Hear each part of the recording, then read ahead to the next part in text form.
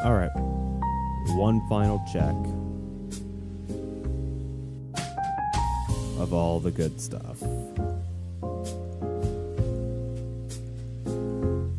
Does this work? Everything work? Yep. Looks good. All right. See you in a sec.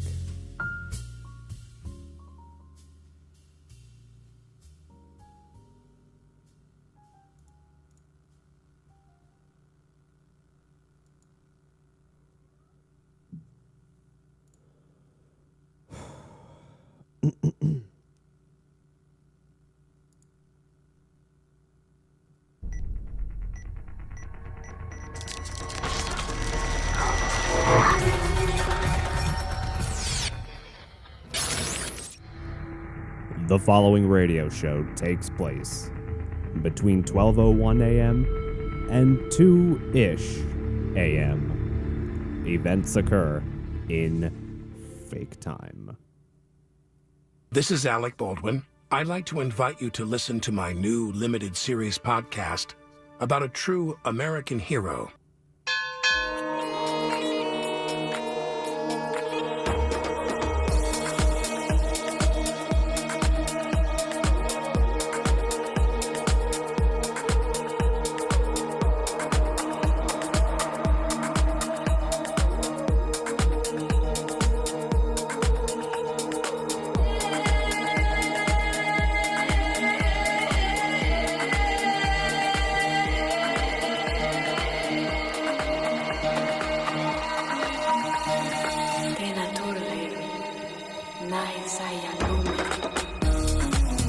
All right.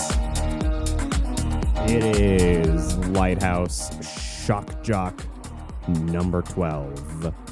And it's a very exciting night. First of all, it's our first Friday night together. Ladies and gentlemen, it's our first Friday night live.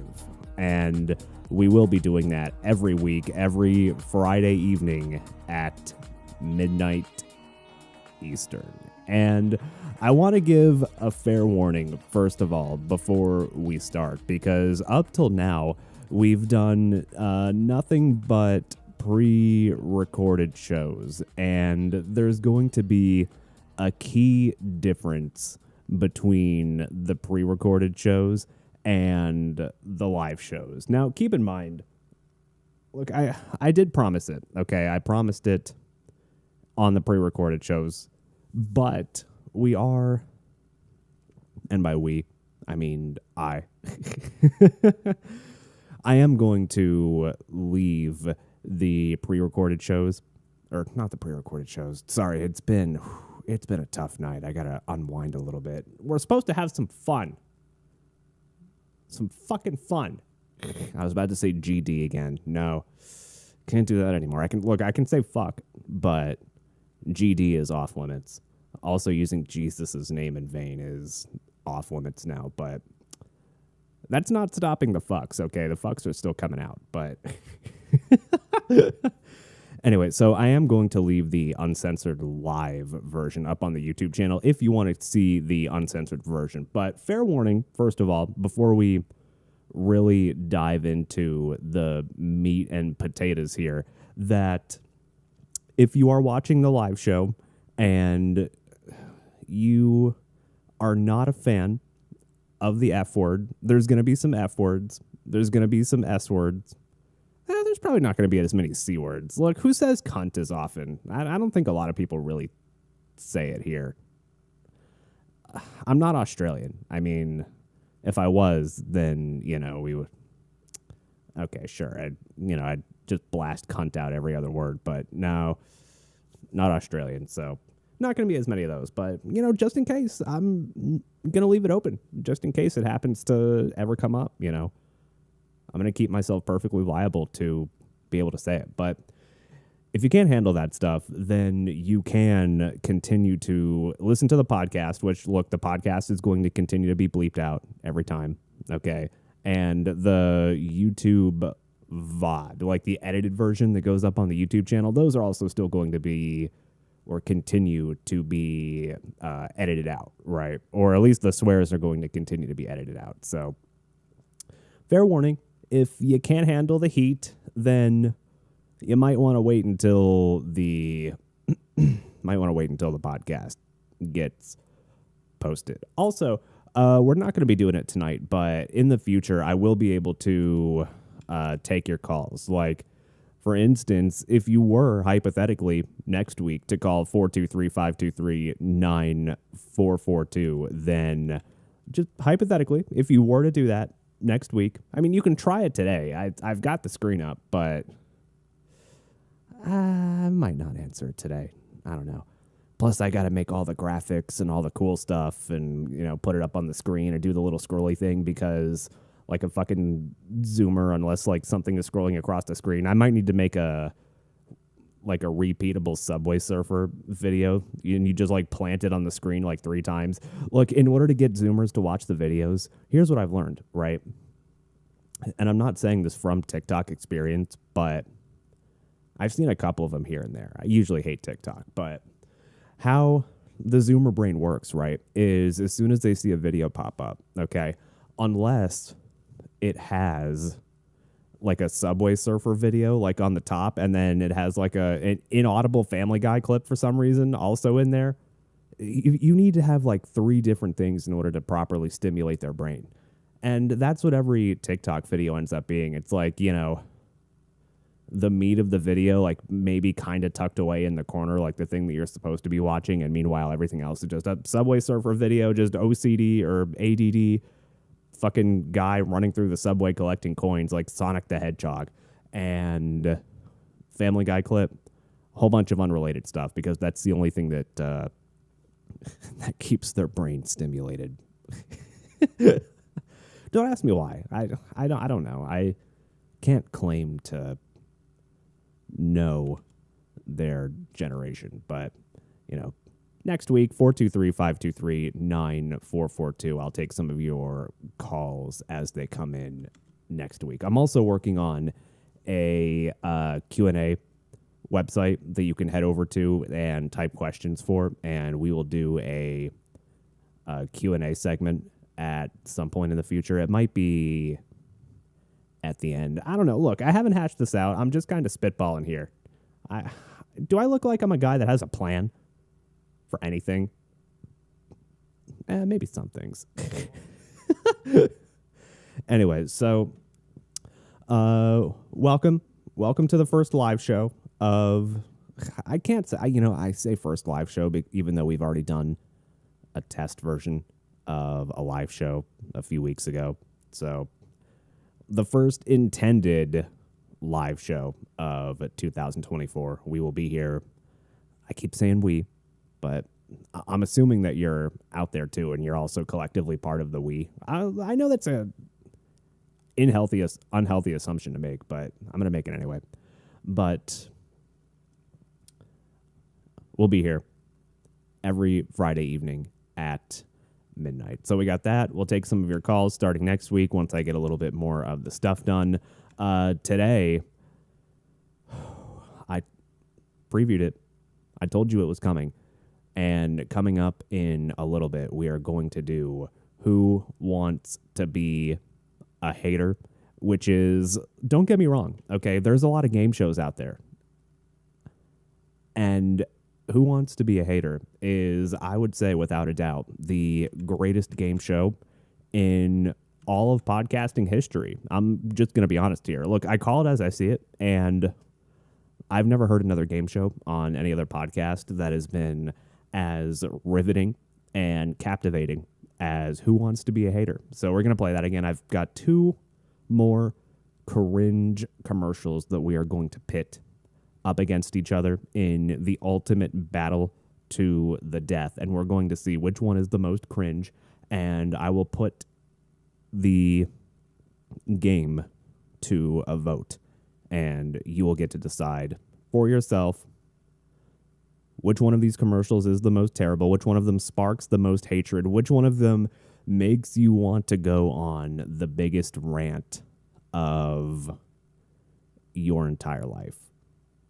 And I will admit, one of these hits, one of the ones that we've got today, kind of sparks that drive. It sparks a little bit of a rant. I'm not going to lie. So we'll see it as it comes up.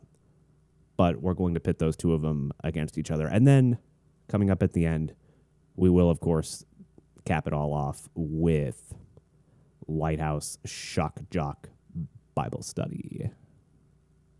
To cap it all off, of course. Look, it's part of my pact, okay? Episode 8 was the game changer. It was not a bit, you know. That's part of my pact with him, is every time. And this comes at a good time, too, because I'm just starting to kind of reconnect with him after a rough couple of weeks of kind of falling off a little bit. And here's the thing. It turns out that, you know, when you kind of isolate yourself and let yourself spiral down into a bad headspace, yeah, it's going to happen, right? It's going to happen that you spiral out of control and then you lose connection with him. And then it turns out that part of the start of the reconnection with him happened to be listening to a piece of advice that he gave me last week. Now, last weekend, I went to Nashville with my dad and my brother. I live a couple hours away from it. Who knows in what direction? Could be west, could be east. I don't know. Who knows? I do know, and I'm sure it'll be made public one day, but for now, who cares? But took the couple hour drive to Nashville, and I wasn't going to do it, but something was telling me that day to, look, you should go.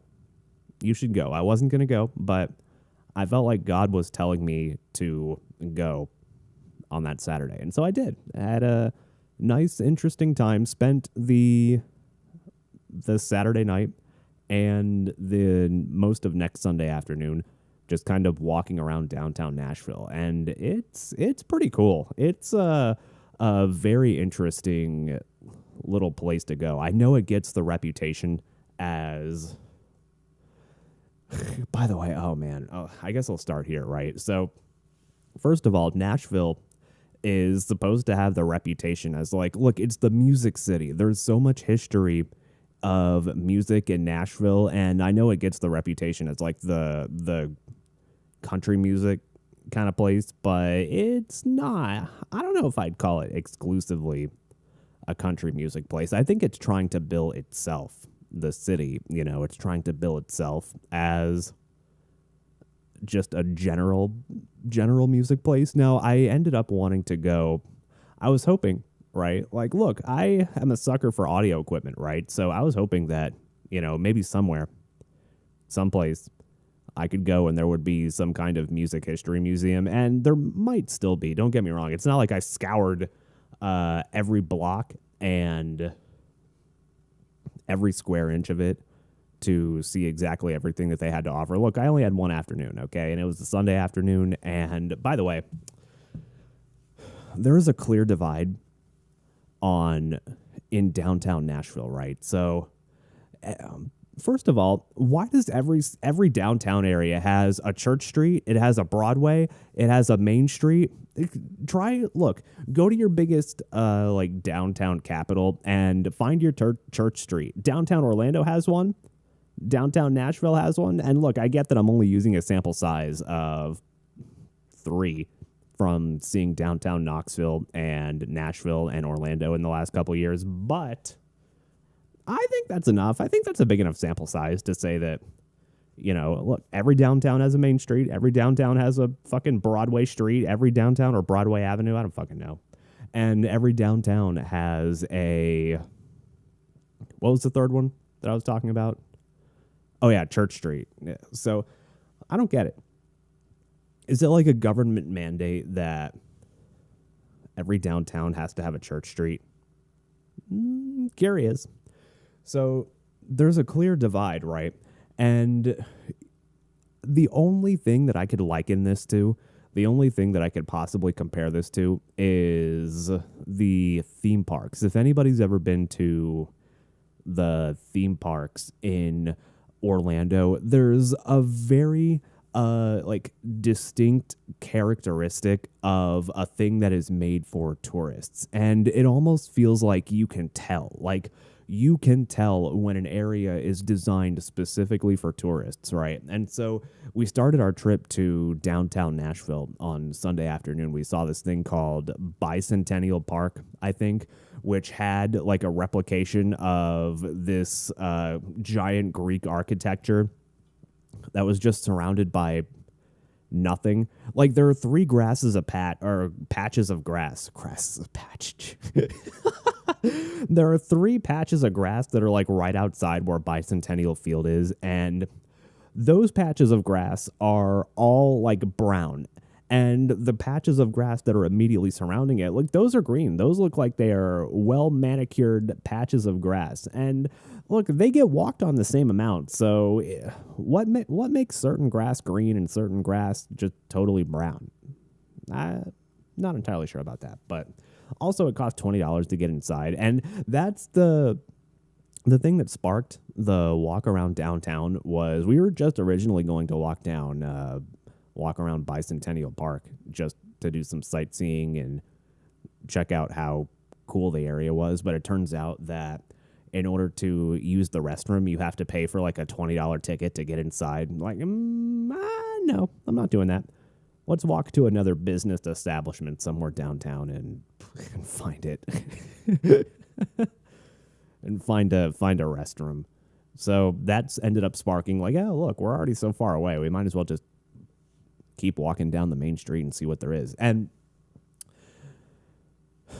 where the locals go and where the tourists go are 2 entirely separate things. It feels like there's a very clear divide. Like there's literally one block, like one street that you cross that separates where the rest of the city is and where all of the tourist trap restaurants are. Like all the music themed restaurants. Oh, there's this one restaurant called like Honky Tonks Barbecue or some shit. I've heard that it's really good. And every one of them has live music playing inside of it, right? And if anybody's ever heard of you probably have because it's somewhat of a national chain, at least in the Southeast. I've seen a whole bunch of them in the Southeast. I don't know if there are mellow mushrooms anywhere else besides the Southeast or if it's just a Southeast kind of brand. But, there are apparently in this tourist trap area, I might just be talking out of my ass here, but it looked like what was the very, very OG mellow mushroom, right? And remember how I said earlier that just about every one of these tourist trap places that you go down, I think it was like once you get like halfway down fucking Broadway or whatever it is in downtown Nashville, right? You see where the tourist trap areas are. Every one of them has live music playing inside of it. Now, keep that in mind because what would you think about the live music that the tourist trap places in the Music City? They even call themselves the City of Music, right? Here's what you would think. Here's what you would guesstimate, right? That all of, or at least a decent amount of the music that is playing in most of those drinking establishments, which, by the way, it was probably good to go down there sober, because you would waste a whole bunch of fucking money. Like, you would waste so much damn money just going and drinking that it almost seems like it's not even worth it to go. It is probably worth it to go, but I can imagine drinks are expensive. Sucks to be an alcoholic. But back to the story, I guess. So you would think that each one of these establishments has at least somewhat decent of a band playing in it, right? Because it's supposed to be the city of music, right? It's supposed to be the city of music. That would be the one place that I would expect that I could go anywhere in the downtown tourist trappy area and find somebody that, or at least find an establishment that has live music that isn't terrible. And don't get me wrong, I'm really not like trying to hate on people that play live music, because a lot of them were good. Like, a lot of the places that you walk down, they did ended up sounding pretty good. But we went to what I might be talking out of my ass here for as it looked pretty retro, the OG Mellow Mushroom, because we had to stop in and just, my brother wanted to get a slice. I fast on Sundays, so I sat in the fucking Mellow Mushroom and just didn't eat anything. I drank a Diet Coke, and it was fine. It was fun. Fun to do some sightseeing. And the band that was playing there that day, it was just awful, man. Like, it was legitimately the most awful thing that I've ever heard in my entire life. And there was a very, very hefty elder lady that the only thing that made the walk into Mellow Mushroom salvageable was this very hefty elder lady who was clearly doing some drinking. And she had by the way, here's how you can tell that you're a tourist, basically here's how you can tell the tourists apart in Nashville, right? They apparently, and I don't know where to find these, but all the tourist girls that are walking around Nashville, they all have the exact same black cowboy hat on, right? There must be some kind of fucking pop-up shop that you could buy the tourist black cowboy hat in that they must sell. And look, you can't say you've gone to Nashville unless you have the black tourist cowboy hat and you walk around the downtown touristy area. It's got to have a name, but I have no fucking idea what it is. Look, people from Nashville, please tell me, what's the tourist trap area? Look, the rest of you probably live in the real part of the city and you never really go to where the tourist trap area is, because it's like you get a fill of it and all right, I've had enough. I've had enough. So the band that was playing there was so terrible, and it caused this like giant hefty elderly lady to get up off of her bench and completely just stumble over, which, okay, if you're a virtue signaler, you're going to say, well, why would you laugh at that? You're supposed to get up and go help them. And nah, it's just funny. It's just funny, man. Some things almost make it worth it. Like, that experience alone made me very glad that I decided to go that day, just because I got to see that. Now, the part that I wish that I could unhear is the band that was playing, right? Because you could tell it was so fucking bad that, look, you'd think that everybody that's walking around is going to be in a good mood. And most of them were, until they walk in. Like the fucking people will walk in, like, doing their little dancing, and look, this is great. I'm a tourist. I'm drinking. I'm walking around. I'm enjoying the town, and they're like dancing and vibing to the music that's playing. And then they sit down and they hear this fucking rendition of Black Hole Sun that I doubt that they were an in-house band, but Like this rendition of Black Hole Sun that they played at the Mellow Mushroom. I thought this was fucking Nashville. I thought this was Nashville. I thought that people were supposed to be real musicians here. And this, honestly, between the fucking wailing and like just how off the rhythm was, it was the most awful thing that I've ever heard. It was pretty cringe. It was pretty cringe. I'm not going to lie. And so you can see the mood, like you can see the vibe of the tourists that walk in with their fucking black tourist cowboy hats and they're little, oh, this is great. I'm vibing to the music. I really hope nobody ever captures that on camera, like, or nobody ever clips that and uses that against me, but whatever. But you can see the vibe of the people that walk in that are like, you know, I'm having a good time. I'm drinking. I'm eating pizza. I am just wearing my damn cowboy hat. And when they sit down and they hear some of the music, like for a little while, you know, most of the other people go, this is fucking terrible. Like you can see the vibe of the people. Like we stayed there long enough to see some people walk in and then also like promptly walk out. And you can tell it's bad when the people walk in and they're just vibing and hooting and hollering and doing the thing. And then they walk out and they're like, oh, I gotta get out of here. I gotta get out of here. But it was a good time. It was still a good time. Look, you have to be able to separate yourself from the situation and just kind of look at it as a giant grand old piece of entertainment and look up and go, you know what? You are funny. You're a funny guy up there. I see what you're doing. By the way, at Bicentennial Park, here's another key difference, right? And I know that this has been a common theme on the show lately, which are key differences between Tennessee and Florida. And I've got another couple of them to add that I noticed over there in Nashville. And it seems like everybody in the South. In Florida, right, there are, you know, the scale, the 1 to 10 scale, right? In Florida, there seem to be a whole bunch of people at every different increment of the scale, right? Like there's some 1s, there's some 2s, there's some 3s, there's some 4s, all the way up to 10, so on and so forth.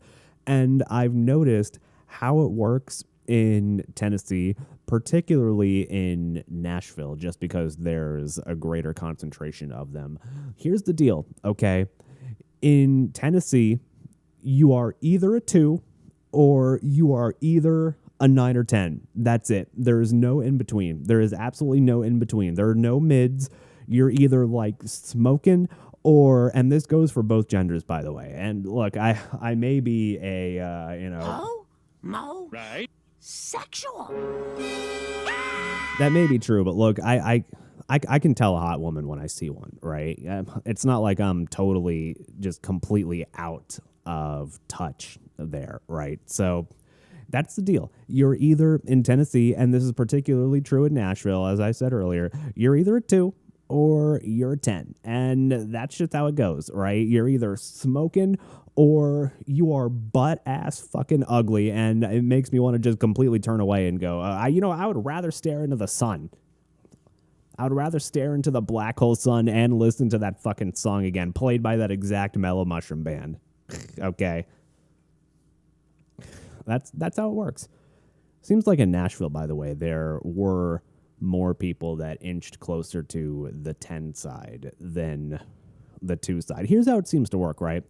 As you go into the more concentrated areas in Tennessee, you get closer to a greater distribution of 10s versus 2s, right? And then as you go into the outskirts and as you go into the more smaller towns, right, that's where the 2s start to take over, right? That's where the uprising of the 2s happens. And look, I don't make the rules.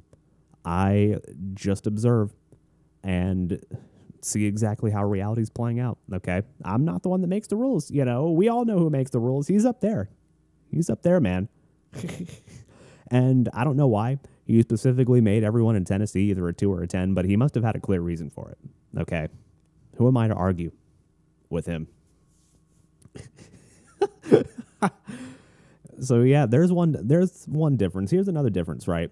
As I kind of get some more experience in Tennessee, right? First of all, the ducks in Tennessee, yes, I'm talking about the ducks, like the quacking, flapping fucking animals. We saw some ducks in downtown Tennessee, and it's very rare, right, that you kind of stop and just acknowledge the beauty of things sometimes, right? It's very rare that a lot of people stop, and what ends up happening, right, is that they end up getting used to their surrounding environment so often that they start to take it for granted, right? And so one of my goals in life is to be one of those people that like can still wake up every day after having seen something, even the same exact view for like years, and still be incredibly thankful for what I'm seeing, right? And so what I've noticed is I am trying to take that mindset and that kind of attitude and apply it to everything. Like, look, this is why I enjoy sightseeing so much. I just like looking at stuff. I enjoy watching the aesthetic beauty of the world that he's created for us. You know, it's fucking cool, man. So one other difference that I've noticed between Florida and Tennessee, right, is the ducks in Tennessee. They're just straight up more beautiful, man. There was this one duck that I saw before we started walking around downtown over at the Bicentennial Park in Nashville, where that giant fucking Greek building is that they recreated. It might be Roman, I don't know. I wasn't paying too much attention. I was actually more paying attention to the duck, honestly. And this was a beautiful duck, man. This was like classic mallard. You see those mallard statues that are like just so perfectly green feathered on the top of their hair. And I saw this duck like just majestically swimming across the pond and had to sit there and take a moment to appreciate that duck and go, wow, that is a beautiful duck. His colors are beautiful. He looks like he's having a great time swimming. That's just, what a majestic creature. What a majestic creature. And meanwhile, in Florida, all the ducks, like, they look like they have fucking cancer. Like, they all look like they have, like, spots, and they look like they're growing fucking leprosy at every point of their body. Like, I don't understand. The ducks, like, legitimately look like that they all have AIDS over in Florida. I don't know why. And I love ducks, too. It pains me to see an AIDS duck. Okay, it pains me. I feel bad for them. I wished that they did not have AIDS, but unfortunately, again, this is the way that he intended the plan to be. He intended them to look like they have AIDS, so there must clearly be a reason. Anyway. You know another thing that happened, by the way? The Saturday night, right? We went into, like the night before that we walked around downtown, we went to a different part where all the hipsters are. Apparently there is a very hipster part of Nashville. Of course there is, right? It's a fucking downtown. You can't have a downtown area without one of the areas being kind of hipster, right? And you wouldn't think this, but what's the deal with there being like a metric fuck ton of lesbians in downtown Nashville? Now, don't get me wrong, it's fine, but there were just an inordinate amount of them, like, and they were all just totally out there too. Like, oh man, the scales too. You know how I said earlier that you're either a 2 or a 10? I saw a lot of lesbian couples, and if you're the 10 in this situation, like, I gotta understand why, right? I'm really not trying to judge here, but if you're one of the 10s in the relationship with the 2 in this situation, there are a lot of lesbian couples in downtown Nashville that are like lesbian couples of a 2 and a 10. Like, what? How? Like, for instance, I saw this one couple, and there was this like giant fucking morbidly obese, like pink-haired, septum piercing, giant like 400-pound woman that was wearing a shirt that said "I love my girlfriend," and she was holding hands with like a very, very other good-looking woman that was walking beside her. And I thought, I just kind of had to sit there and think to myself for a little bit, like, you could do better than that if you really wanted to.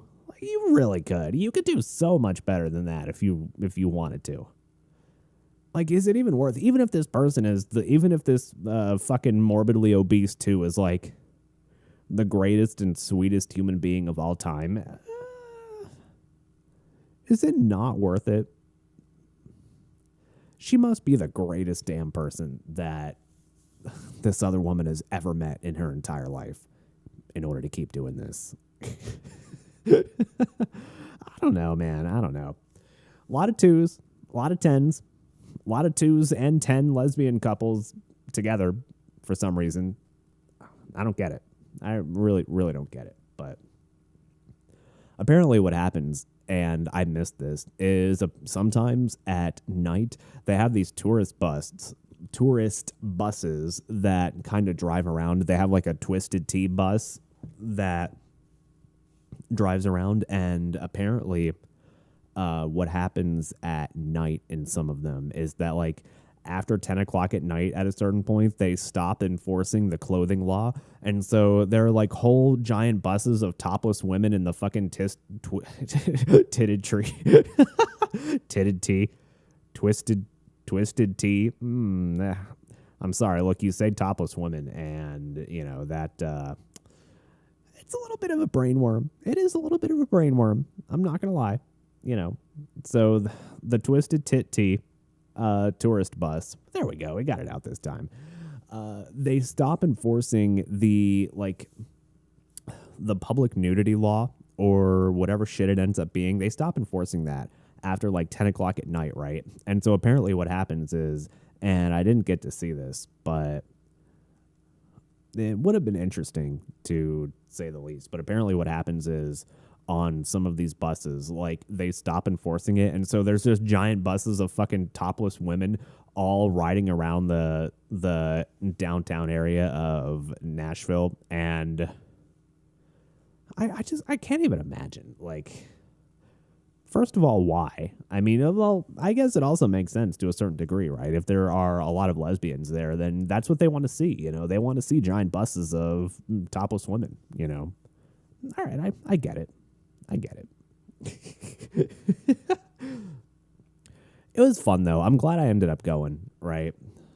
I almost didn't go, but something told me that, I don't know, God told me that I should go.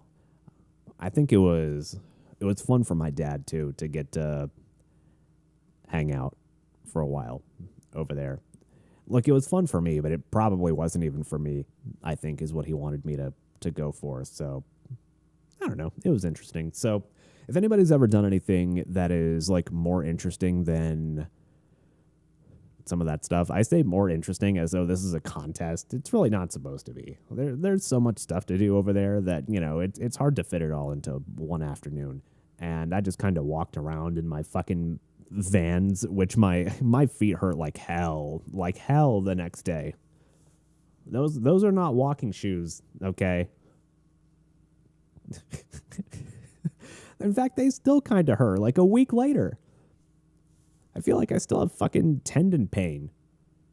So anyway, if there's anything else that's interesting to do over there, then, or if you have any other like fun facts, I suppose, or if anybody's ever been there, then I don't know. Let me know some of your experiences. Tourist area or not, topless women or not, 2 or 10 level experiences. Either way, we don't know. Let me know. So anyway, I'm going to take a break. And when we come back, the return of the greatest game show in podcasting history. You know it. You love it. We've played it before. And we will return once again with the next edition of Who Wants to Be a Hater. And we will play that when we come back. So stay tuned. Back in a couple minutes if you're listening live. And if you're listening to the podcast, then, you know, look, it's not going to be a couple minutes for you. It's just going to be the fucking next thing. In fact, it'll be coming up, boom, just like that.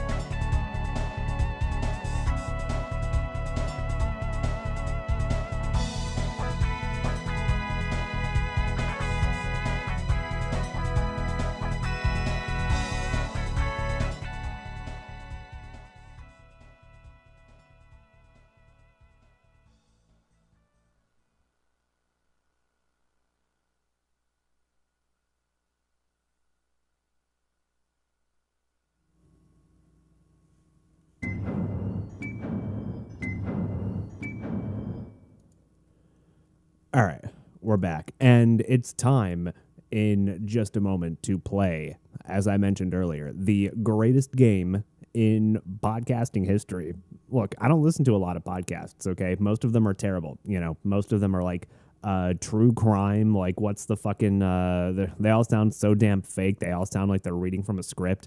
Like, this is an old throwback, and I use it as an intro sometime. But, like, look, this is what most podcasts are out there. Look, just listen This to is this. Alec Baldwin. I'd like to invite you to listen to my new limited series podcast. Who cares? About a true American hero. That's me, by the way. Who lived to tell the story of his imprisonment by the Japanese during World War II. I'm kind of proud of the fact that I'm a survivor. I get wouldn't this. want to go back through it, but I wouldn't trade it either. It changed my life completely.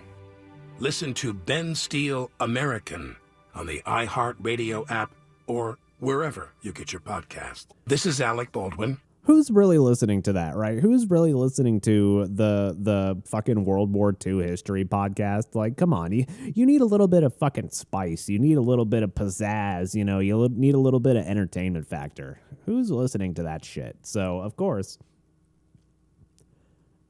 we play around here the greatest game in all of podcasting. And in fact, I'm even joined by the cat. The cat is going to play the game too. Look, this is Romeo. If you're listening to the podcast, you don't get to see him on camera, but look at this cute little guy. Here he is. He's going to try and claw at the mic, but, I refuse.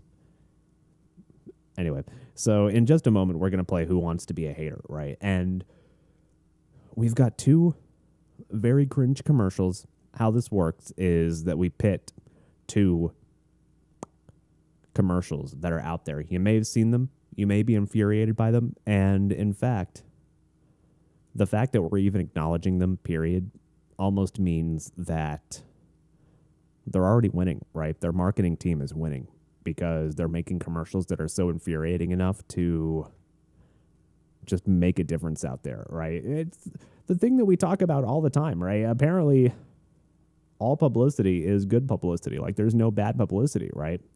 It's the same deal with the Transformers bit from the last episode. I wouldn't have an opinion on Transformers if it wasn't for Megan Fox and Shia LaBeouf. And same deal here. Look, I might not have an opinion about any of these companies if it wasn't for the fact that they make such damn terrible commercials, and they're out there now. That's just how it is. They're out there now. So it is time. We will begin. Well, not that one. We will begin the greatest game in all of podcasting history. It may be the only game in podcasting history, but we have to pit two commercials together to determine who wants to be a hater. And, of course, we've got two very fabulous options. One of them comes from AT&T and their latest marketing scheme, their latest marketing little gimmick that they are deciding to put out. And you may have seen some of these commercials out there, each of them more infuriating than the last. Those fucking gigillionaire commercials that are out there? Each one of them is so fucking annoying. Each one of them is so annoying. And finally, it seems like it is cultivated in the ultimate level of annoying and cringe. And so that will be the first one. And then the second one is a level of cringe in a McDonald's commercial that I almost thought may never be possible. These companies think that they know their marketing demographic so hard, and it turns out that marketing to Zoomers makes for the absolute most just awful content possible. We saw them with the State Farm commercials. We saw them with the sports betting commercials, even though those aren't marketed to Zoomers. Those are marketed to, like, sad 40-year-old fucking elder millennials that have nothing left to do in life besides sports bet. But the ones that are marketed to the Zoomers are just particularly terrible. So we have these two options, and we will go through them together And then, of course, the choice will be yours as we take a little tally at the end here. So we've got two of them. I wonder which one we should start with first. The AT&T commercial or the McDonald's commercial. And the McDonald's one, I feel like we might...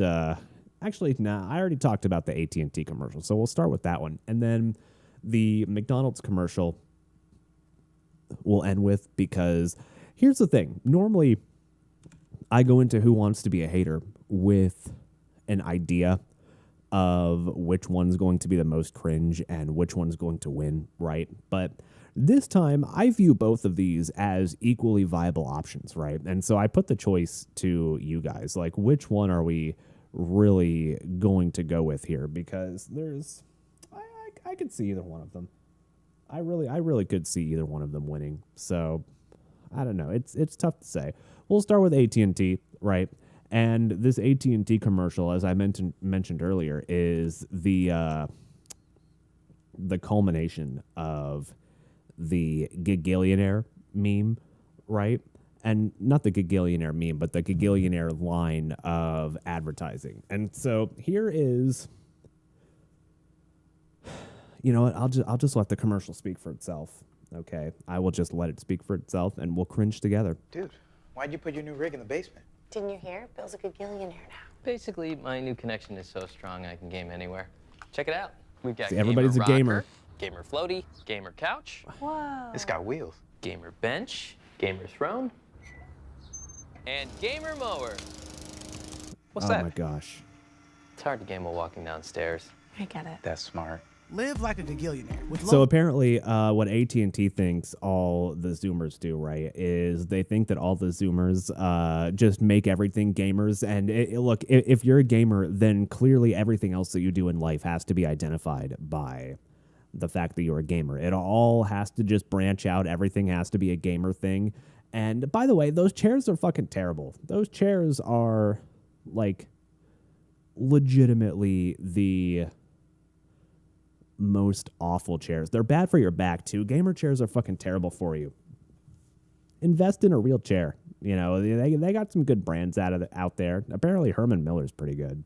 I don't know. I've never tried one. I've never sat in a good chair in my entire fucking life. So who am I to say? All I know is that gamer chairs are bad for you. They just make you squirm, don't they?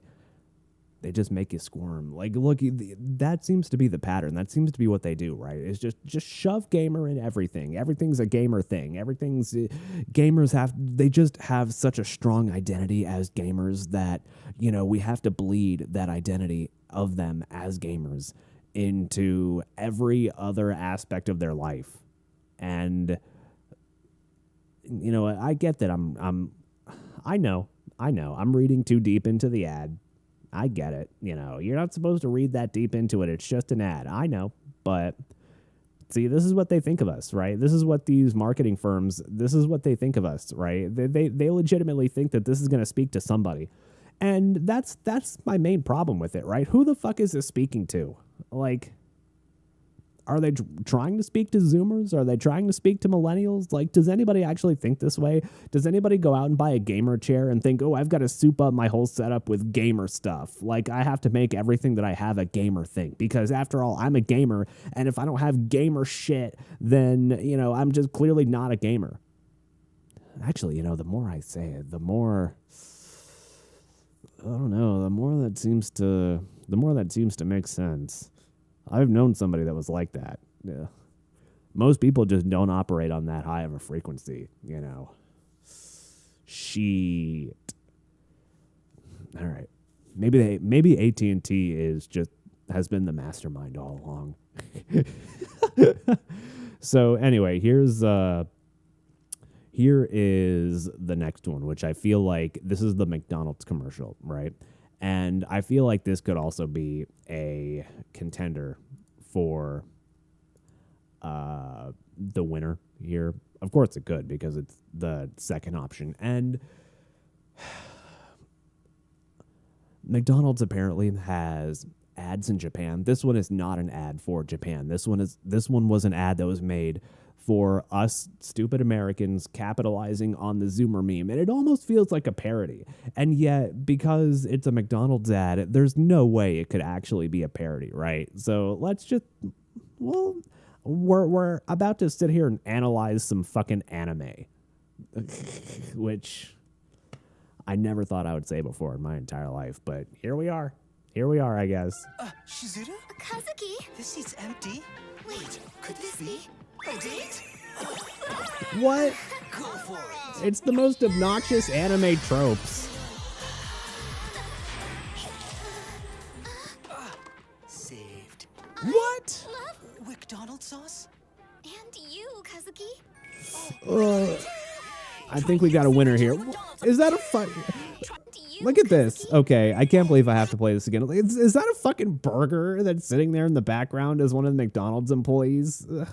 I get that they're trying to like really spice it up and make this as really obnoxiously anime as possible. And if anything, you know, if that's what they're intending to, look, if they're intending this to be a parody, if they're intending this to be just so tongue-in-cheek that,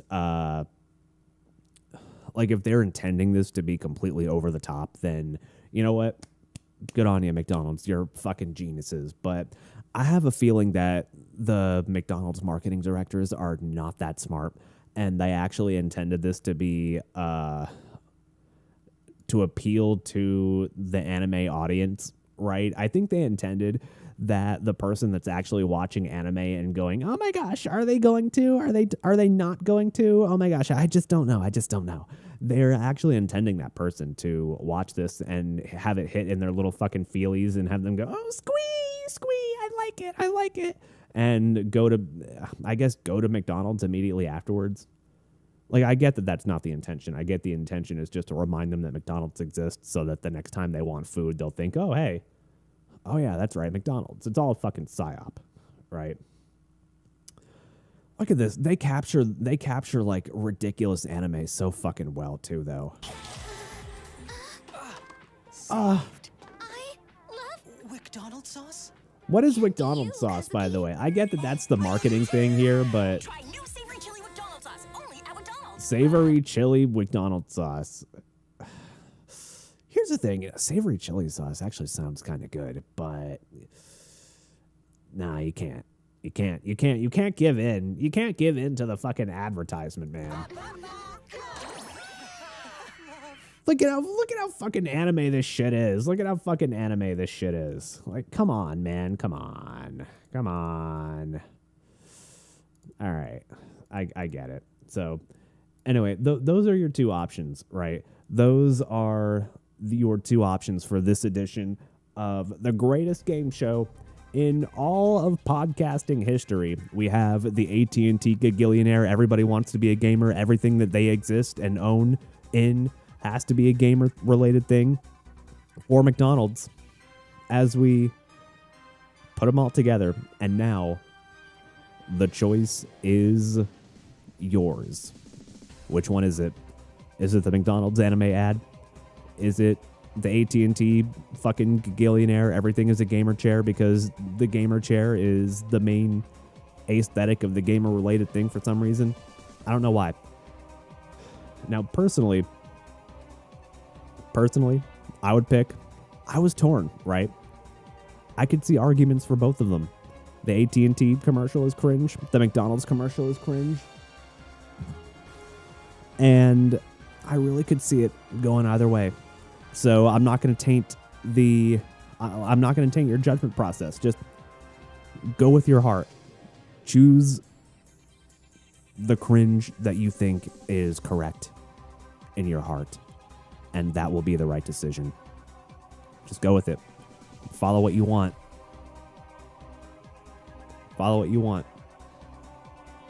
And wherever the chips may fall, so be it.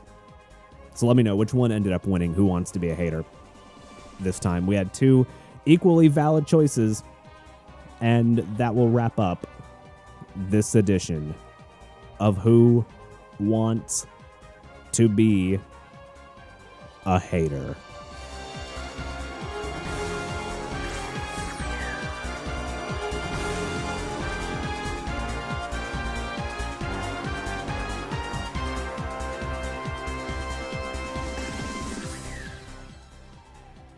All right, so when we come back, of course, we will wrap up the show as we do every show with the classic, the loved Lighthouse Shock Jock Bible study. And this is going to be a fun one, I think. I say fun one as if Bible study is not supposed to be fun. It is supposed to be a bit of service, right? But, you know, I think this one is going to be extra powerful, especially as I finally start to reconnect with him a little bit. So we'll get into some of that, and we'll get into a thing that I might have had a problem with. And here's the thing, right? You might also have a problem with this particular thing, right? Because you've heard the idea, right, that God from the Old Testament is kind of wrathful and vengeful. And a lot of the things that stop some people from crossing over, right, into accepting him is the kind of misbelief in all of that stuff, right? They think, oh, shit, old God is evil, right? He sounds evil. He does some wrathful stuff. He does vengeful stuff. And I don't know if I like that. And here's the thing. I have an argument against that because I read something interesting on Twitter lately. And so we're going to do something a little bit different for this next edition of Lighthouse Shock Jock Bible Study. We're going to go through this Twitter post, right? And I tended to agree with it, right? Because it kind of contextualized a lot of what people have problems with in the Old Testament. And it's one of those things that I talked about last time about how, you know, it's something that you have a feeling about, but you can't really put into words. And this Twitter post articulated this feeling into words perfectly, like so perfectly that it really just sparked and catalyzed a new way of thinking about the Old Testament in my head. So I'll go through some of that with you guys in Lighthouse Shock Jock Bible Study when we come back. So stick around.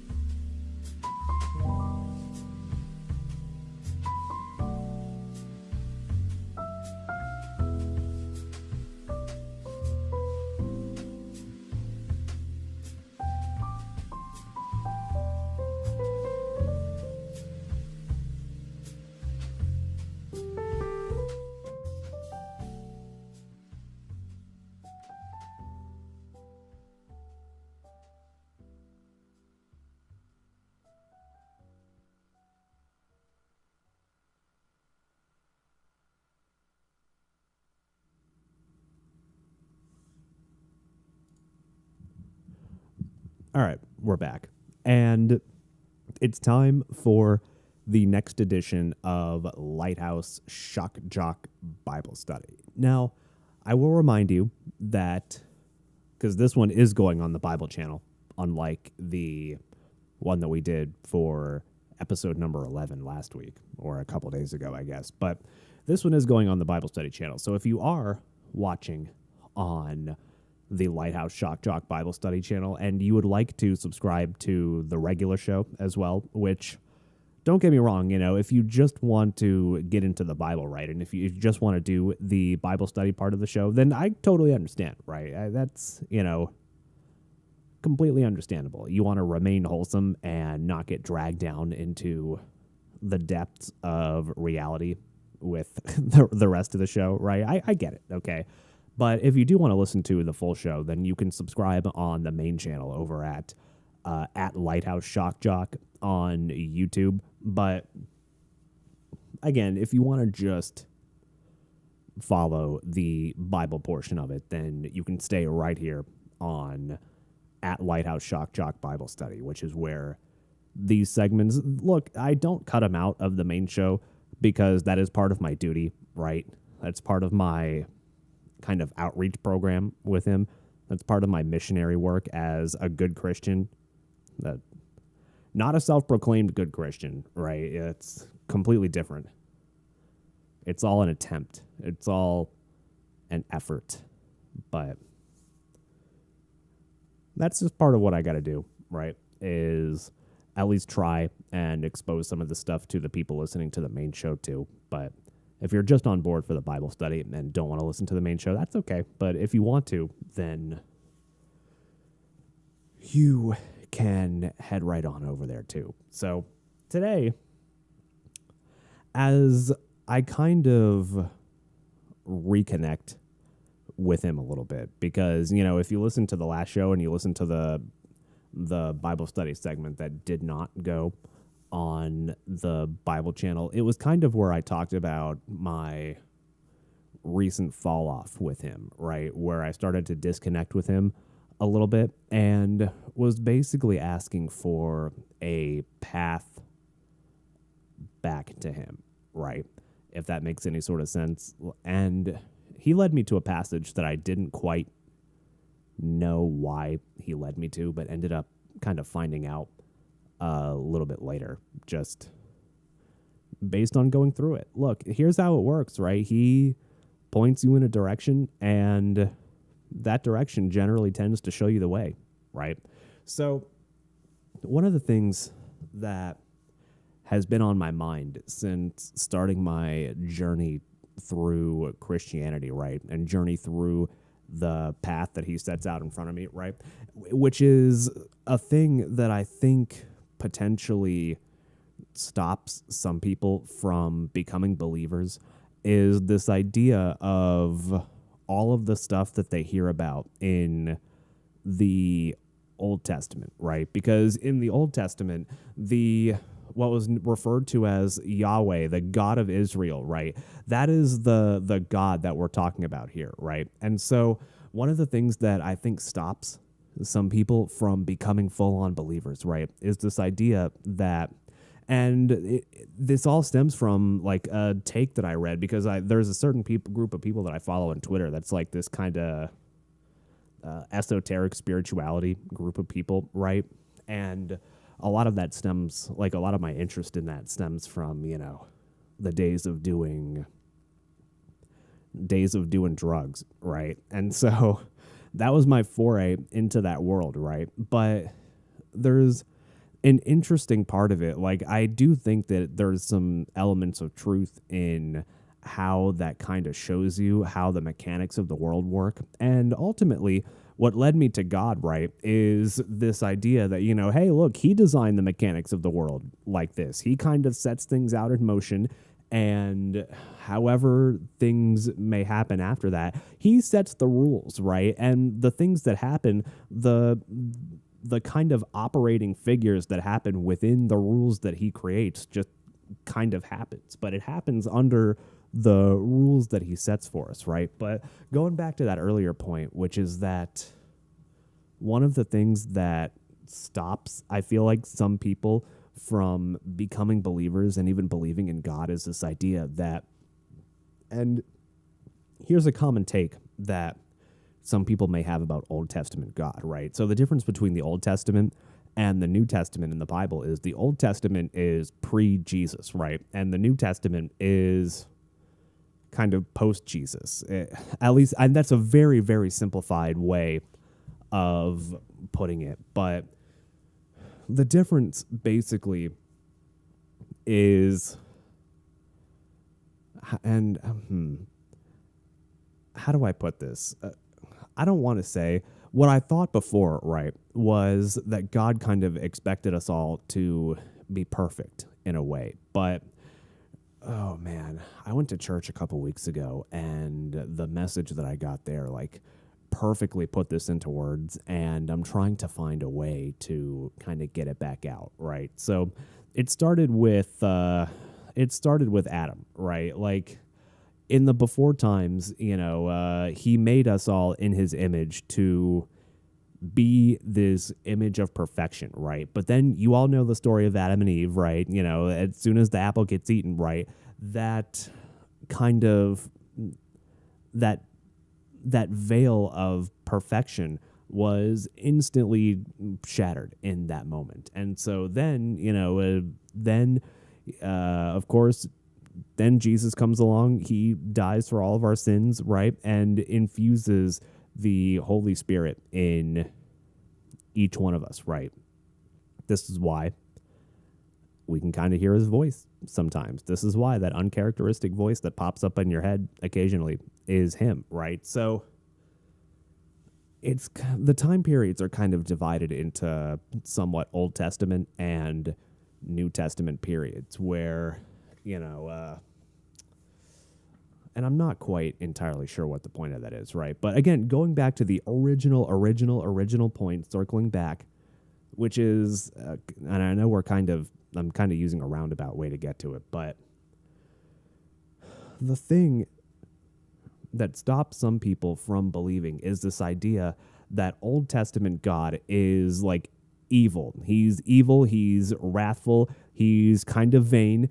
And there was a time where I believed it too, but I just kind of chose to put it on the back burner because I thought, okay, surely he has a reason for this, right? Or, surely there's a deeper meaning behind all of this that we are all missing. Like, certainly there's some context here that we just cannot even fathom, right? And so I read this tweet from one of the spiritual people that I follow, and it's one that I disagree with, so I'm not necessarily going to put this one on the screen, right? And so this one was about sacrifice. This one was kind of a tongue-in-cheek. Jesus was supposed to be the end of all sacrifices. Sacrifice was heavily practiced in pre-Christian times. Fine, cool, I get that. What I don't get is why would an omnipotent God need sacrifice? Well, it wouldn't. A God, on the other hand, perhaps does. So he's trying to kind of imply that, like, why would an all-loving God require sacrifice to him? And that goes back to a lot of the problems that I and many other people have with the Old Testament, which is, and I talk about this a lot of the times with my stepbrother and his family, right? Where they'll talk about some of the problems that they have with the Old Testament. Like we had a talk one night where they were basically like, okay, so we were going through the Old Testament sometimes and we had to close it and kind of sit with it for a moment and just look up and ask God, like, I don't get it. I don't understand this. I don't understand why you did this. Like, I really don't understand why. And they just kind of acknowledged in that moment that, look, we don't have to have all the answers.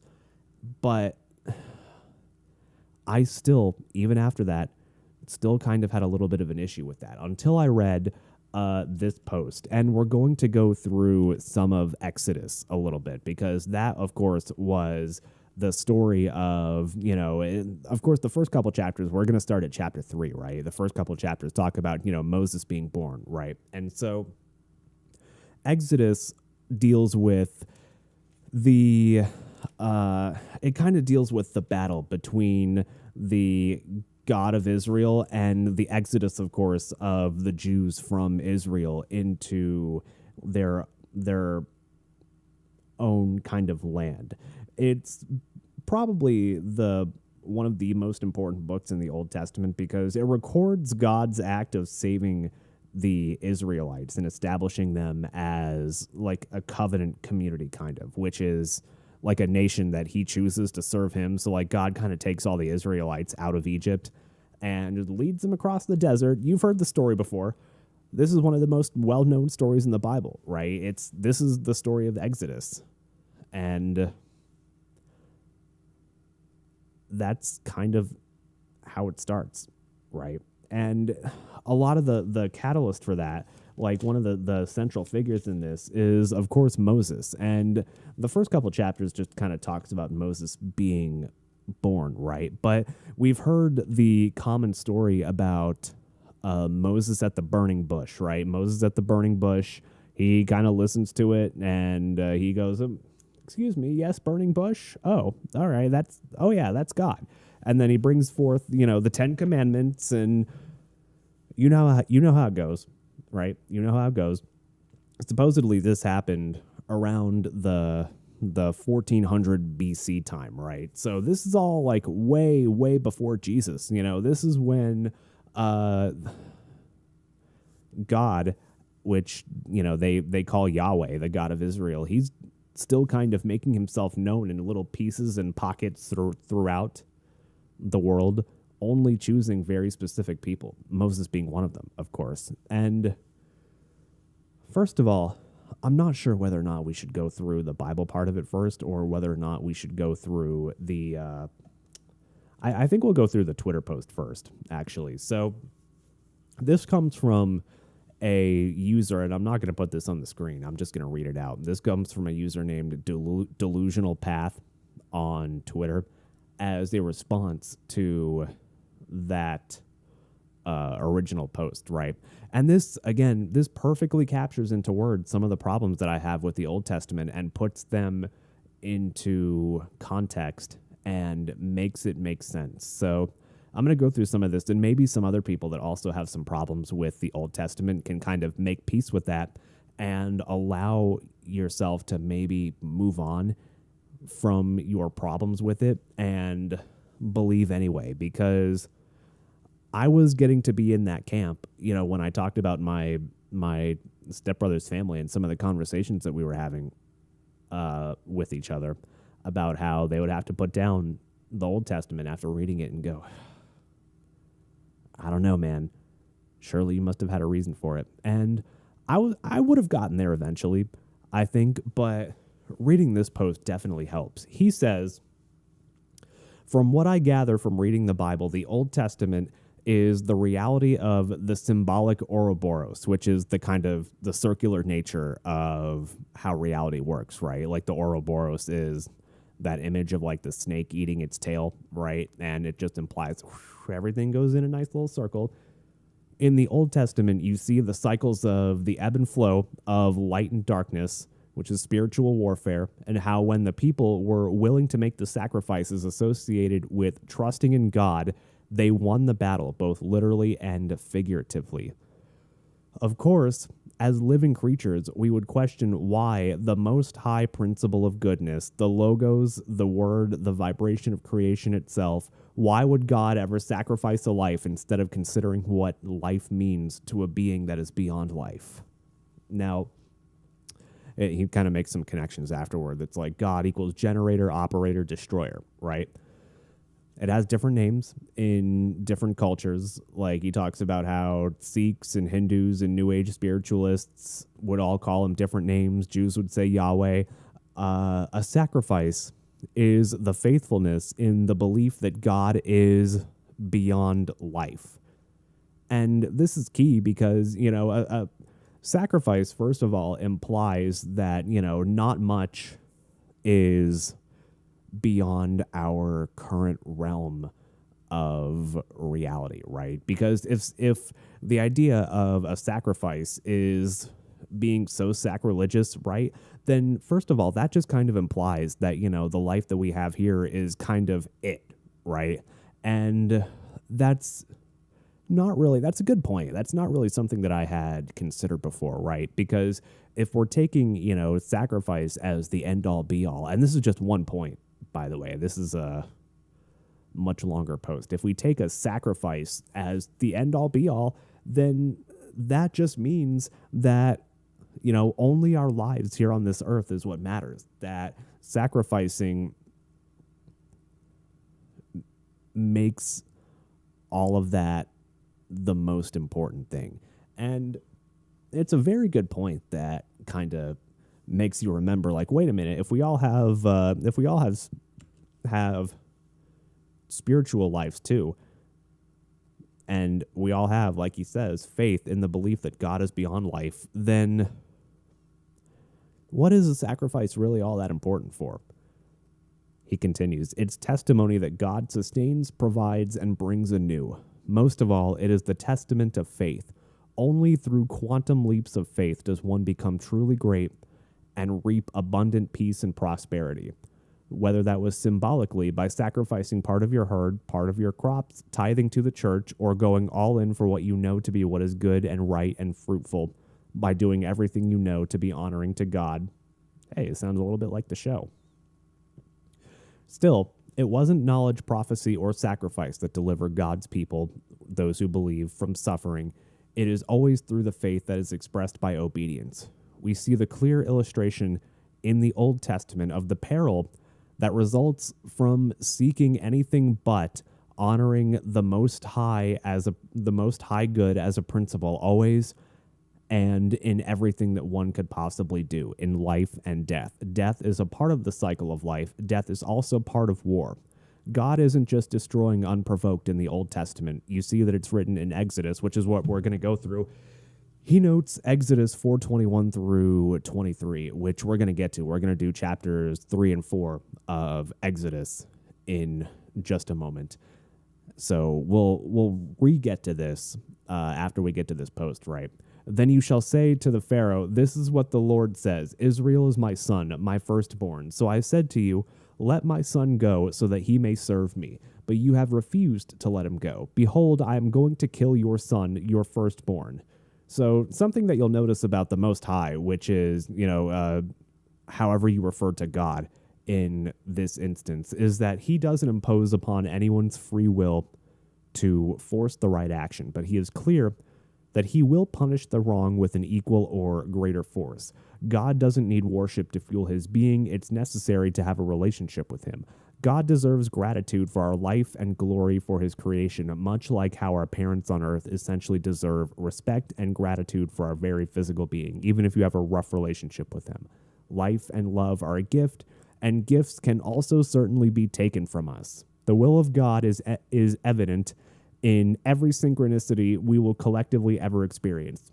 That sounds a lot like the stuff that I talk about.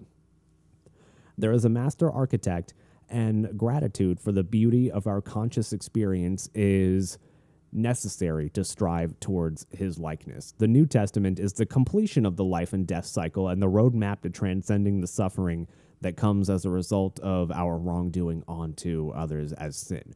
We must sacrifice our desires in order to transcend. We must also believe that we are beyond our guilt, shame, and fear, have been spiritually delivered by Christ, the incarnation of godliness, from our darkness in order to transcend our lower natures, or as some would say, like raise into higher chakras, depending on, kind of where your belief system is, right? Some people believe in in spirituality in different ways like that, even though it all, a lot of the time, ends up being fairly similar in nature. The Old Testament, he continues, is the story of the harsh reality of how we fall short of having faith in the spirit of what is good in all eternity. The same faith bears the fruit of the Spirit: love, joy, peace, patience, kindness, goodness, faithfulness, gentleness, and self-control, ways of being associated with reciprocating goodwill with others. In both modern and historical society, We see in both the degenerate and sophisticated aspects of societies, debauchery manifests to the highest degree. People sacrifice human babies, enslave others to build monoliths, and even have orgies to pay homage to idols, figures that represent aspects of nature other than the Most High, which is, God, depending on what version of spirituality you're using here. The practices and praises given to those figures did not bear fruit, but that dollar bill in your pocket says, "In God we trust." Christendom has built the world. Falling from those values is destroying it. Let us not equate the illness, that is, inflicting suffering upon others, with corporate punishment and sacrifice in the name of Thee whom is holy. And he goes on a little bit. I'll skip some parts of it. Death and destruction is not evil. Rather, smiting evil is a necessary sacrifice in the name of justice. War was a necessary atonement for evil. It was necessary for us to understand humility beyond the sheer magnitude of the universe through being thwarted. And he goes on in a little bit more about like cycles of different things that results in different things, right? The blessing and curse of free will is being the cause of and receiving the effects of our own choices, good and bad, regardless of our circumstances. In the Bible, the peoples you see truly suffer on behalf of God is God's people. This is also a foreshadowing of what aspiring to a life led by the Spirit is like. The most mocked religion is Christianity. The goal of the enemy in any endeavor is to distort the truth, the Logos, the Christ, the Most High Good. Gratitude is essential vibrationally to overcome our lower natures, to dwell in our heart, then go even further beyond ourselves. And, this is where the enemy comes in and starts to say stuff like, oh, look at your God. He's killing things. God wouldn't kill things. That's a demon. Such is the nature of the people who aspire towards God to bite the fruit, then fall from receiving God's grace, which is so literally living a life of conscious gratitude. It can be hard to read about how the ancient Israelites would go through this vicious cycle. Like one, be in paradise, stray from God to justify their animalistic nature, suffer for it, still seek God again, and only then, in that case, would he require a sacrifice, right? So essentially the point of all this is that the Old Testament is a story of progression. It's the sequence of up and down. It's the ebb and flow and nature of the world. It's basically God saying, like, as I said, or as I read earlier from this article, be in paradise, stray from God to justify their animalistic, innate human nature, then suffer for it, and then still seek God again, right? It's only in those cases that he would require a sacrifice. He requires you to sacrifice something, and it's not necessarily something that is like physical in nature. It could be something metaphorically too. All it kind of tends to imply here, which is what the Old Testament ends up doing, just maybe sometimes via metaphor, is you still do have to sacrifice something, right? The dance of good and evil, this is continuing in the article, really. The dance of good and evil is really the story of the toiling that goes on within us all, physically, mentally, and spiritually, as we go through our conscious experience. Since day one, spirituality has been a matter of how the things we value relate to our beliefs and how our rituals develop our collective being, and the struggle for justice in a world where evil is allowed in order for the alchemical purification of our soul. It kind of reminds me of like the idea of just yin and yang, right? That light can't exist without dark and vice versa. And that's not to say that, the Old Testament is the dark part of that. The Old Testament is dark and the New Testament is light. But it kind of goes to show the innate human nature of all of us. And it makes it seem not entirely unreasonable that, God does some of the stuff that he does in the Old Testament. So is Old Testament God evil? I don't think so. I think it's just, it's tough love. And a lot of the sacrifices that he talks about, again, as I said earlier, this wasn't in the article. This was just some thoughts that I had, right? When he says sacrifice, when sacrifice ends up being like the most important value that you think about, when you think about having a problem with Old Testament God, right? When he goes, but he wants us to sacrifice stuff. It's like, well, he wants us to sacrifice. I don't necessarily know if he wanted us to sacrifice like people or animals or what have you, but when sacrificing things, you know, that kind of implies that our place here in the realm of his current kingdom is the most important thing. And it's really not. Like, if our spiritual beings are ultimately, you know, meant to ascend to a higher plane and escape that cycle of samsara that some sects of spirituality believe are innately within all of us, then, you know, even metaphorically or physically, sacrifice is kind of necessary, right? And so this brings us to Exodus, because that's what we're going to go through in today's Bible study. We're going to start off with Exodus chapter 3, right?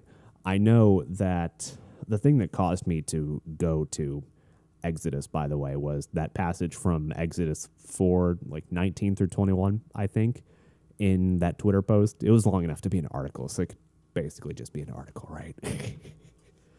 So we're going to go through some of that and go through, you know, the very classic Old Testament story of Moses. We're going to skip the first couple chapters where it's like Moses was born and this is who Moses is and all that stuff. That's basically what the first couple chapters are. So starting at chapter 3, right? Chapter 3 is where Moses at the burning bush comes into play. Now, Moses was tending the flock of Jethro to his father, or Jethro, his father-in-law, the priest of Midian. And he led the flock to the back of the desert and came to Horeb, the mountain of God. And the angel of the Lord appeared to him in a flame of fire from the midst of a bush. So he looked, and behold, the burning bush was burning with fire, but the bush was not consumed. Then Moses said, I will now turn aside and see this great sight, why the bush does not burn. So when the Lord saw that, he turned aside to look. God called to him from the midst of the bush and said, Moses, Moses. And he said, Here I am. Then he said, Do not draw near this place. Take your sandals off your feet, for the place where you stand is holy ground. Moreover, he said, I am the God of your father, the God of Abraham, the God of Isaac, and the God of Jacob. And Moses hid his face, for he was afraid to look upon God. And the Lord said, I have surely seen the oppression of my people who are in Egypt, and have heard their cry because of their taskmasters, for I know their sorrows. So I have come down to deliver them out of the hand of the Egyptians, and to bring them up from that land to a good and large land, to a land flowing with milk and honey, to a place of the Canaanites and the Hittites and the Amorites and the Perizzites and the Hivites and the Jebusites. Now therefore, behold, the cry of the children of Israel has come to me, and I have also seen the oppression with which the Egyptians oppressed them. So this is the start of it, right? This is, you know, you've heard the classic. There have been so many jokes made about it in pop culture about how, you know, look, Moses is at the burning bush, and this is him directly communicating with God, right? And, you know, for some people that might not have necessarily read it directly, this is exactly how it is. You know, this is, I like how God basically told Moses, like, look, take off your sandals. This is holy ground that you're walking on here. You know, this is important. Pay attention. Listen up. I also like how, like, I don't know if I like it necessarily, but Moses hid his face, for he was afraid to look upon God, right? And it's important because that might not necessarily be something that we would do today, right? I'm not necessarily sure if that was something that was out of fear, or if it was something that was out of respect, or maybe it was a little bit of both, honestly, because I will admit that, you know, if I was in that situation, it would be hard not to look, right? It would be hard not to be like, to not satisfy your little curiosity like that. Like, hey, I wonder what God does look like. And then, of course, then God's talking about how, okay, look, I've heard the cry of your people who are being basically slave driven by the Egyptians. And so God said, all right, I'm deciding, I got you guys. I'm going to take you out of there, and I'm going to set you off on a new path. I'm going to give you new land, fresh with milk and honey, and you will be my chosen people, basically, is what God's saying to Moses. And then Moses continues, or God continues, come now, therefore, and I will send you to the Pharaoh so that you may bring my people, the children of Israel, out of Egypt. But Moses said to God, who am I that I should go to the Pharaoh and that I should bring the children of Israel out of Egypt? So he said, I will certainly be with you, and this shall be a sign to you that I have sent you. When you have brought the people out of Egypt, you shall serve God on this mountain. Then Moses said to God, indeed, when I come to the children of Israel and say to them, the God of your fathers has sent me to you, and they say to me, what is his name? What shall I say to them? And God said to Moses, I am who I am. And he said, thus you shall say to the children of Israel, I am has sent me to you. Moreover, God said to Moses, thus you shall say to the children of Israel, the Lord God of your fathers, the God of Abraham, the God of Isaac, and the God of Jacob has sent me to you. This is my name forever, and this is my memorial to all generations. Go and gather the elders of Israel together, and say to them, the Lord God of your fathers, the God of Abraham, the God of Isaac, and of Jacob, appeared to me, saying, I have surely visited you, and seen what is done to you in Egypt. And I have said, I will bring you up out of the affliction of Egypt to the land of the Canaanites, and the Hittites, and the Amorites, and the Perizzites, and the Hivites, and the Jebusites, to a land flowing with milk and honey. Then they will heed your voice, and you shall come, you and the elders of Israel, to the king of Egypt, and you shall say to him, the Lord God of the Hebrews has met with us, and now please let us go 3 days' journey into the wilderness, that we may sacrifice to the Lord our God. But I am sure that the king of Egypt will not let you go, no, not even by a mighty hand. So I will stretch out my hand and strike Egypt with all my wonders, which I will do in its midst. And after that, he will let you go, and I will give this people favor in the sight of the Egyptians. And it shall be, when you go, that you shall not go empty-handed, but every woman shall ask of her neighbor, namely of her who dwells near her house, articles of silver, articles of gold, and clothing, and you shall put them on your sons and daughters. So you shall plunder the Egyptians. So this is basically, like, of course, you know, God tells Moses, right? And Moses kind of has the natural questions that people are going to have if they hear from God. Like, all right, look, I'm going to free all of your people from slavedom. I'm going to take you to a new land, and I'm going to set you all free, and you're going to be my chosen people. So naturally, of course, Moses has those questions. It's like, so wait, what should I tell the people when they ask me, like, so like, how are we going to do this? How are we going to go? What am I even going to tell them? Like, should I tell them that God told me to do this? Is that really what I should tell them? And of course, you know, because he's God responds to him and goes like, yeah, just tell him I am who I am. You know, I don't need to justify myself to you. I don't need to justify that. You know, I am who I am. That's just how it is. And he gives Moses like clear and specific instructions on what to do. You know, it's, but every woman shall ask of her neighbor, namely of her who dwells near her house, articles of silver, articles of gold and clothing, and you shall put them on your sons and on your daughters, so you shall plunder the Egyptians. And, oh, of course, you know, I like when Moses asks too, like, or God tells Moses, like, of course the Egyptian's not going to let you go, but don't worry, I'm going to strike him down. Just you wait, you know. Go tell him that, like, we're going to need to go in 3 days, okay? We're going to need to go for 3 days, but he's not going to let you. You really think he's going to let you do that? No? All right, well, Don't worry. Don't worry. Just I'll take care of it. I'll strike him down. I'll strike him down. Don't you worry about that.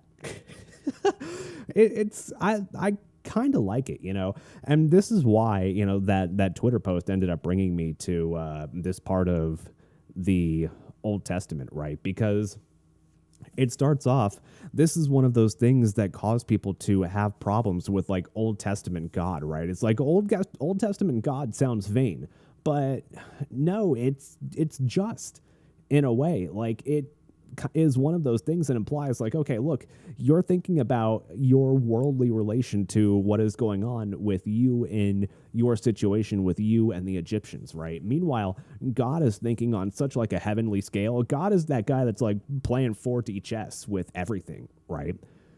And that kind of between this and that Twitter post that I was reading earlier, it's like, yeah, sure, it may sound kind of crude, and it may sound like that, you know, you have a problem with it, or it may sound like something that, you know, something that's not a just God would do. But you really read it and you really look into it. It's like, look, there's a clear reason for it. There's a clear reason for that.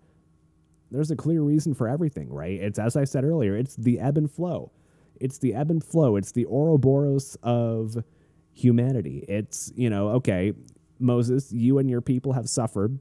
Your people have suffered in my name, but because you suffered in my name, now I see you. I'm going to give you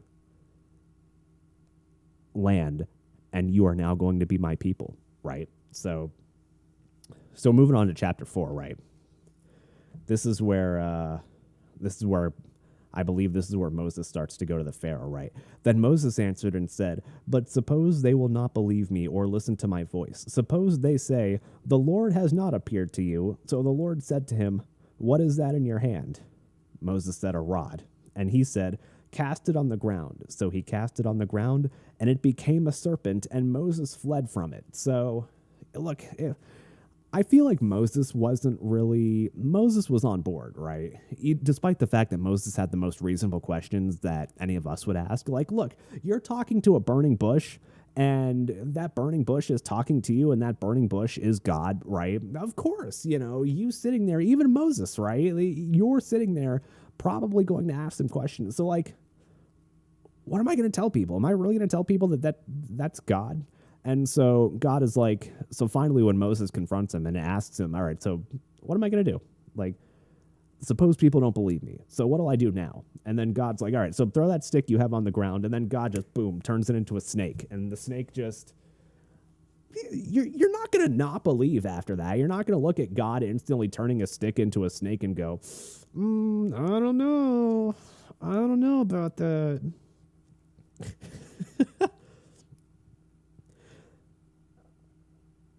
Then the Lord said, so starting at verse 4 in chapter 4, then the Lord said to Moses, reach out your hand and take it by the tail. And he reached out his hand and caught it, and it became a rod in his hand, that they may believe that the Lord God of their fathers, the God of Abraham, the God of Isaac, and the God of Jacob, has appeared to you. Furthermore, the Lord said to him, now put your hand in your bosom. And he put his hand in his bosom, and when he took it out, behold, his hand was leprous like snow. And he said, put your hand there again. So he put his hand in his bosom again, and drew it out of his bosom, and behold, it was restored like his other flesh. Then it will be, if they do not believe you, nor heed the message of the first sign, that they may believe the message of the latter sign. And it shall be, if they do not believe even these two signs, or listen to your voice, that you shall take water from the river, and pour it on the dry land. The water which you take from the river will become blood on the dry land. Then Moses said to the Lord, O my Lord, I am not eloquent, neither before nor since you have spoken to your servant, but I am slow of speech and slow of tongue. So the Lord said to him, who has made man's mouth? Or who makes the mute, the deaf, the seeing, or the blind? Have not I, the Lord? Now therefore go, and I will be with your mouth, and teach you what you shall say. But he said, O my Lord, please send by the hand of whomever else you may send. So the anger of the Lord was kindled against Moses, and he said, is not Aaron the Levite your brother? I know that he can speak well. And look, he is also coming out to meet you. When he sees you, he will be glad in his heart. Now you shall speak to him and put the words in his mouth, and I will be with your mouth and with his mouth, and I will teach you what you shall do. So he shall be your spokesman to the people, and he himself shall be as a mouth for you, and you shall be to him as a God, and you shall take this rod in your hand with which you shall do the signs. I think this is interesting, right? Because it seems like, you know how, and this will happen a lot in life, right? Where you'll be talking to somebody, right? Maybe with the intention of trying to get advice from that person. And how many times has this happened before in life where you'll be talking to somebody, trying to get advice from them, and as you're getting advice from that person, it's stuff that you know that you should do, right? Like Moses knows that this is what he's got to do now. He just saw God take his hand, put it on his butt, and turn it into a leprosy hand, and then instantly change it back. He also just saw God turn a stick into a snake, right? So Moses knows, he's got to know by now that this is the real deal. So how many times are you talking to somebody, trying to get advice from them, but as you're getting advice from that person, you have every last excuse in the book. Like you're getting told, all right, well, you should do this. You should maybe think this way. And meanwhile, you're giving off all the excuses like, oh, but, I just have this excuse and I have this excuse and I can't do this because of this and I can't do this because of this. That's what Moses is doing here to God. And God's just like, look, and you could hear it earlier. I forget exactly which verse it is. Verse 14. So the anger of the Lord was kindled with Moses, right? Like God's starting to get upset. He's getting upset here because Moses is being one of those guys. He's being one of those like reply guys on social media that's just kind of coming out and going, but I can't do that. I can't do that. I'm not a good speaker. And God's just kind of giving an answer to every last excuse that Moses has. And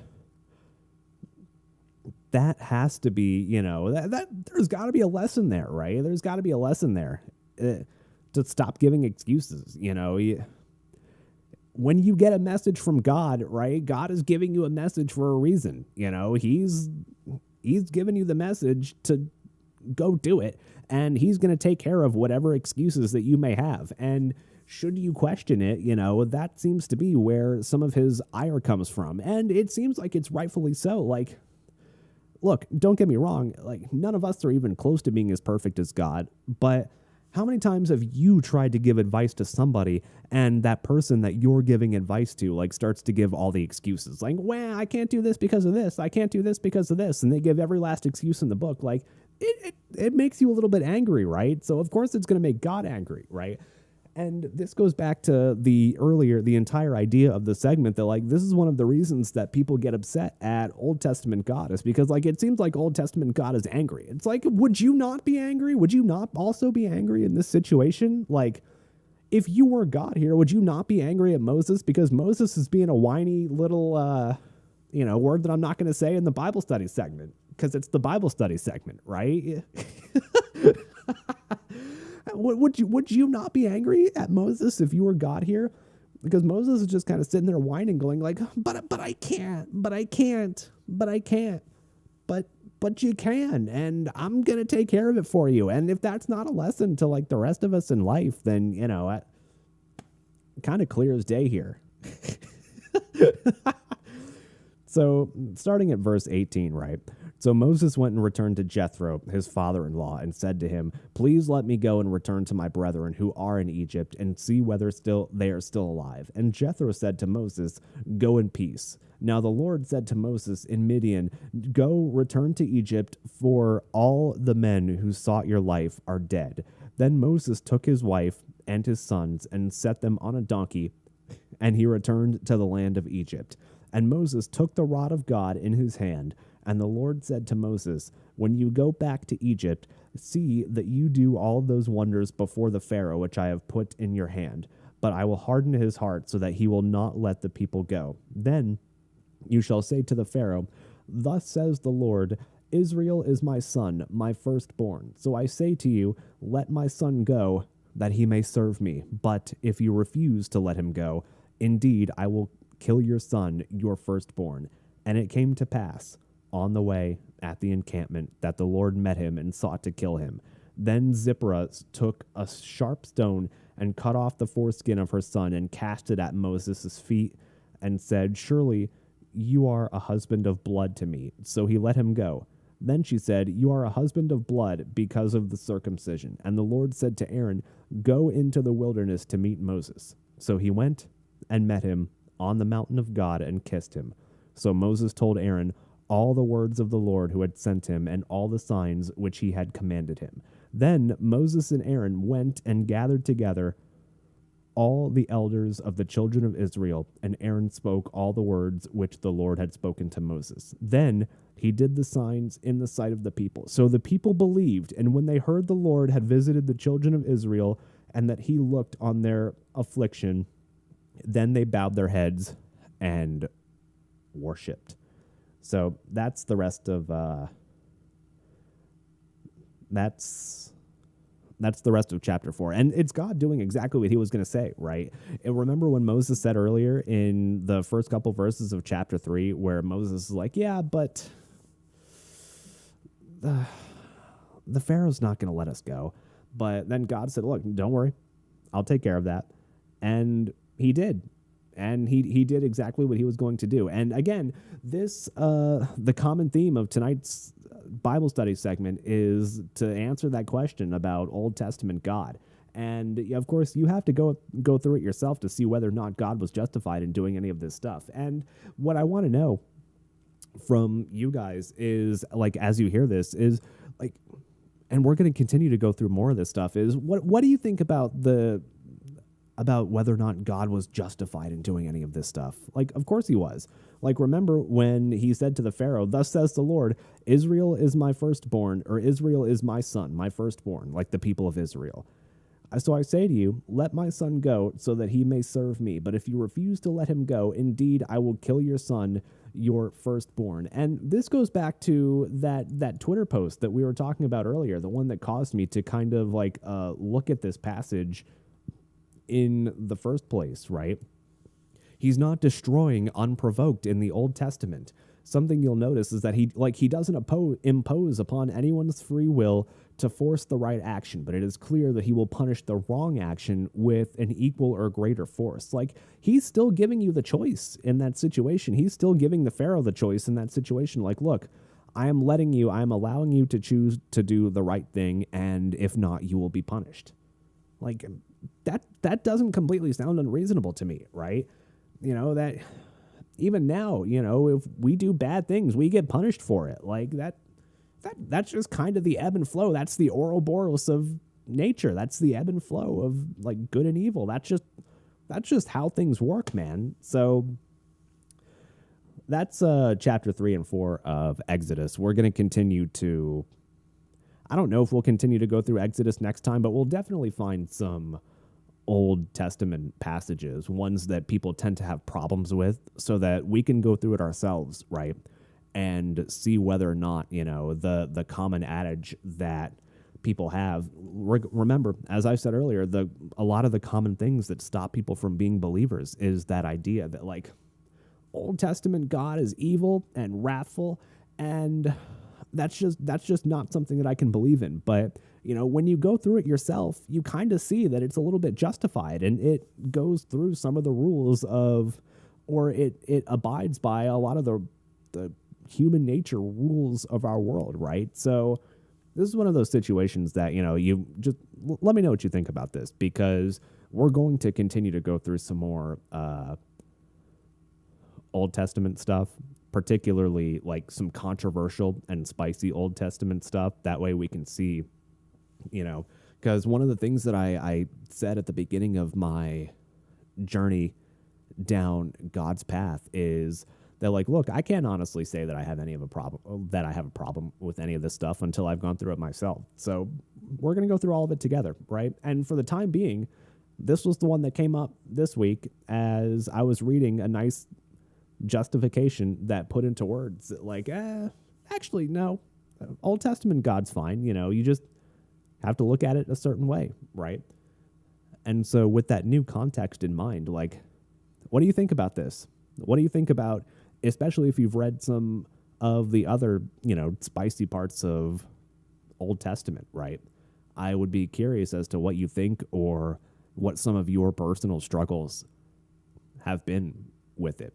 Because again, I've talked before about how, I've had some chats with my family about how they'll go through the Old Testament sometimes and they'll have to close it and go, man, I don't know about that, God. I don't know. I'm sure you must have had a reason for it, but that was probably just incomprehensible to me, but I don't know about that.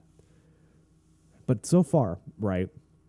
So far, to me, it seems fairly justified, right? God gave everybody the option to do what he wants them to do, and they were only punished when they strayed from it, right? And, I get that as we get further into New Testament, the idea of redemption comes further into play, which is why I do think that, a lot of the lessons in New Testament are particularly important too. But I don't know. It's tough to say for now until we continue to go more through it. But I'm curious what you think about it. So let me know if you have any other particularly spicy Old Testament passages that you have problems with. Then leave a comment about that, and maybe that'll be something that we go through next time, and we can do that.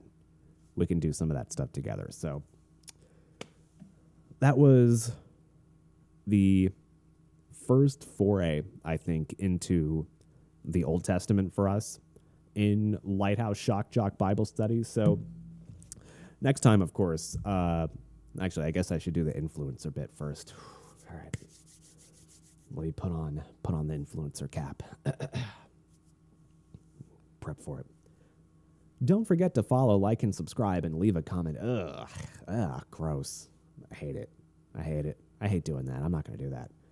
But yeah, let me know what you think about any of this stuff. So next week, of course, we will return once again live at midnight Eastern on Friday. I will open the phone lines next week too. Because I know we didn't necessarily get to it this week because I still had some work to do with it. But look, next week we're gonna open the phone lines. Okay, we're just gonna crack it right open, get the live show truly started.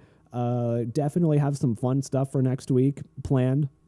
I don't, and we'll think about that over the next week. But it'll happen. It'll happen. Trust me. So,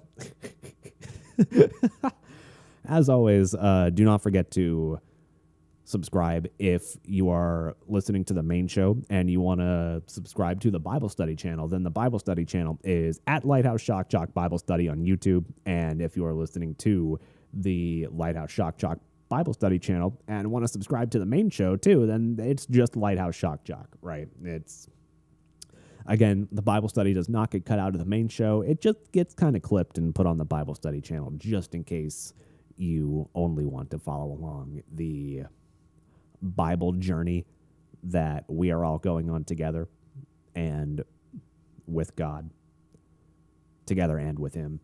That one should be the most important, but we're all together in this. We're all in this together. Right? Anyway, so that'll do it for tonight. Love you all. We'll see you next week. Again, if you want the uncensored version without all the F words, podcast will be out tomorrow.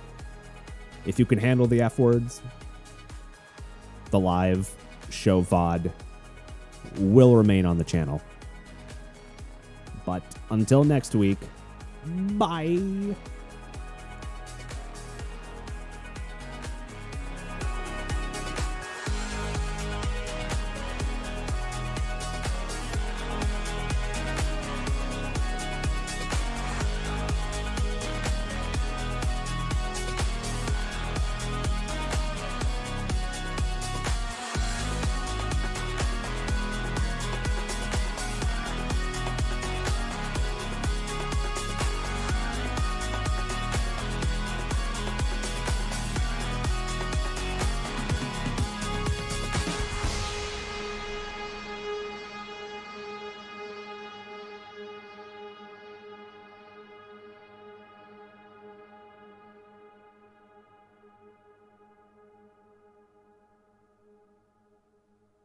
Do I look like I know what a JPEG is? I just want a picture of a goddamn hot dog.